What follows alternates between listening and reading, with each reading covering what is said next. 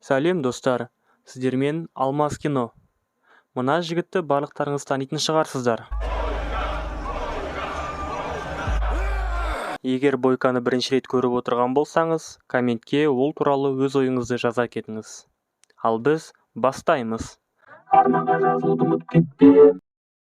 Неоспоримый 2. Фильм бокстан бұрынғы әлем чемпионы Джордж Чемберстің арзанқол алкогольді өнімге жарнамаға түсіп жатқаннан басталады. Да пошли вы!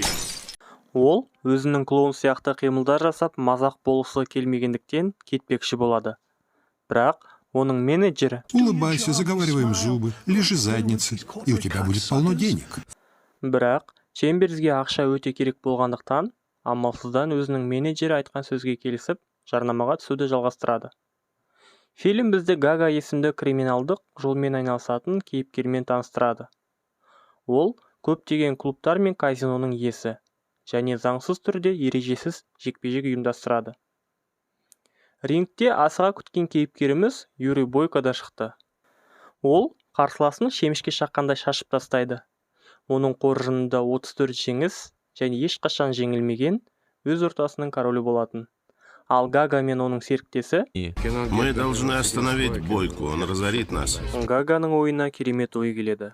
Ол өз адамдарын жіберіп, Чемберсдің бөлмесіне есірткі жасырады. Және оны милиция күтіп отырып, ол бөлмесіне келгенде қолға түсіреді.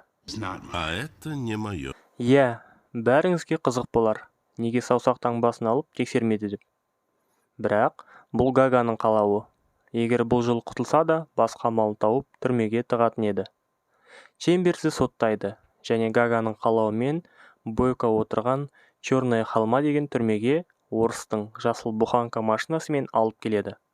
Ол түрмеге келісімен бірден түрме бастығына алып Но барады. пока хочу сообщить, что мы здесь любим проводить поединки. Деп Чемберсге осылайша намек тастайды. Оған түрме киімін кигізіп, камерасына қарай апара жатқан кезде сотталушылардың бірі Тепленькая моча. ол камерасына келе сала бетін жуып жатып қасындағы сотталушымен танысады. Кешке қарай асханаға барып, онда берілетін тамақты көріп тұрып қалады. Тамақтанып отырғанда асханаға Бойко келеді. Чемберс екеуі сөзге келіп, аяғы төбелеспен бітеді.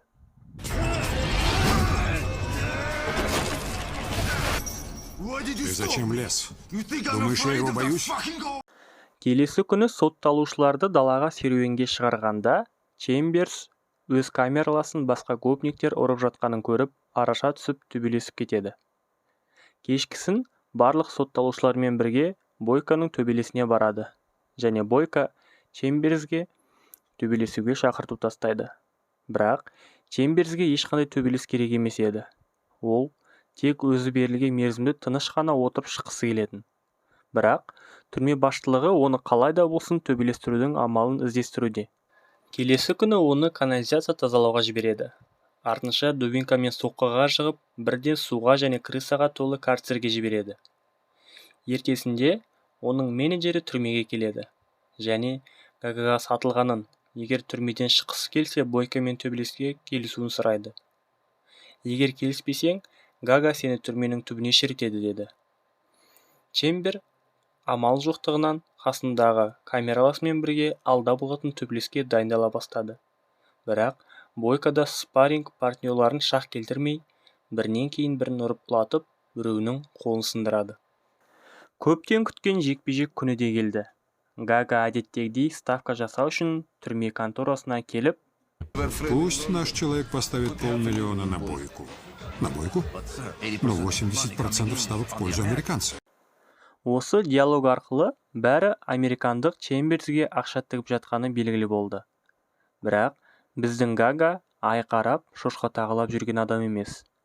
Ол түрмедегі өз адамдарын Чемберсдің камераласына жіберіп, оны қорқытып, мәжбүрлі түрде Чемберсдің ішетін суына дәрі қосуға мәжбүрлеп дайындап қойған. Ол сенімді түрде үлкен сумманы Бойкоға ставка жасайды. Сонымен Бойканың көптен армандаған төбелесі басталады. Және ол бірінші раундта американдықтан көптеген соққы қабылдап үлгереді. Нәтижесінде осы таймды Чемберске беріп қояды. Үзіліс кезінде Чемберске арнайы уланған суды әкеліп береді. Судағы удың әсерінен оның көз алды бұлдырап, Бойко оны бір соққымен есінен тандырып, жеңімпаз атанады. Келесі күні есін жинаған Чембер асханада тамақ ішіп отырған Бойкоға барып, оның әділетсіздік жасап, өзін улағандығын айтады. Ал Бойко ол уланған су туралы білмейтін болып шықты. Сол сәтте олардың сөзін түрме бастығы келіп бөледі. Қаны басына шығып терісіне сыймай тұрған Чембер түрме бастығын оны сол сәтте күзетшілер ұстап, суық далаға бір тәулікке жылы киімсіз кісендеп тастайды. Болған оқиға жайлы естіген Гага сол сәтте түрме бастығына келіп, Если с ним что-нибудь случится, я подвешу тебя за яйца на одной из вышек. ал Бойко болса өзі ұстанған принципке қарсы шығып, Чемберсті улаған сатқындарды По-твоему, мне нужно, чтобы моих соперников травили? осы кезде Гага Чемберсті өзіне шақырып, оған тағы бір мүмкіндік беретіндігін, егер осы жолы Бойконы жеңсе, оны бостандыққа жіберетінін және қосымша сыйақы ретінде біраз ақша беретіні жайлы айтады. На следующий бой против Бойки выбирайте секунданта получше. Чемберс енді өзінің жаттығуына көмектесетін адам іздестіреді және Крот есімді бұрынғы спецназ мүгедек қарияны таңдайды. Ол қария әуел бастан оған қолынан келген көмегін аямаған болатын. Сол себепті оны таңдады. Я не боец, Джордж, но меня научили, как делать людям очень больно. Қария Чемберске тек қана қолын емес, төбелес кезінде аяғында қосу туралы кеңес айтып, оны жаттықтырады. Және төбелес кезінде киіп шық деп, СССР деп жазылған шортыны береді. Сонымен көптен күткен төбелес күні де келіп жетеді. Бойко ешкімнің көмегінсіз ақ жеңемін. Және Сегодня я докажу всем. Я уничтожу его. И никаких вопросов не будет. рингке екеуін де шақырып, көптен күткен төбелес басталады. Бірінші раунд.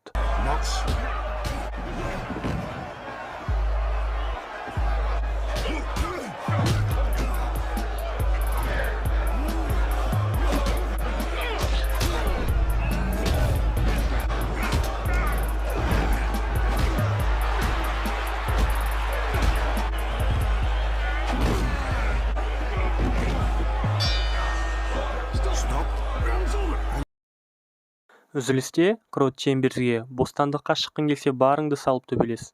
Әйтпесе мәңгілікке осында қалатынын айтып, өзінің жаттығуда үйреткен жаттығуларын есіне түсіруін Послушай, сұрайды. Джордж, ты должен прикончить его или будешь гнить в этой дыре, как я.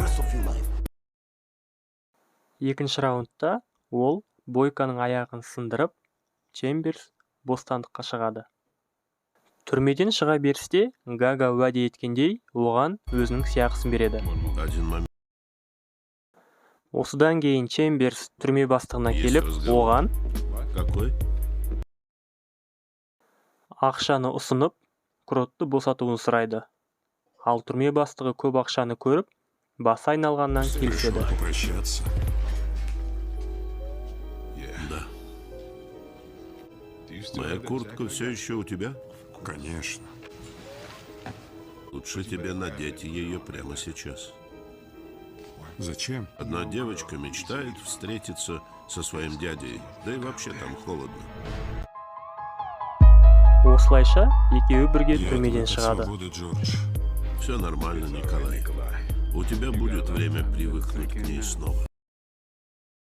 Фильмнің соңында Чемберс вокзалда Кроттың немересін күтіп алады. Чемберс Крот пен немересін қосып, өзі кетіп қалады. Осылайша біздің фильміміз аяқталады. Егер неоспоримыйдың басқа бөлігін қазақша көргіңіз келсе, арнаға жазылып, комментке келесісі деп жазып кетіңіз. Келесі видеода кездескенше сау болыңыздар.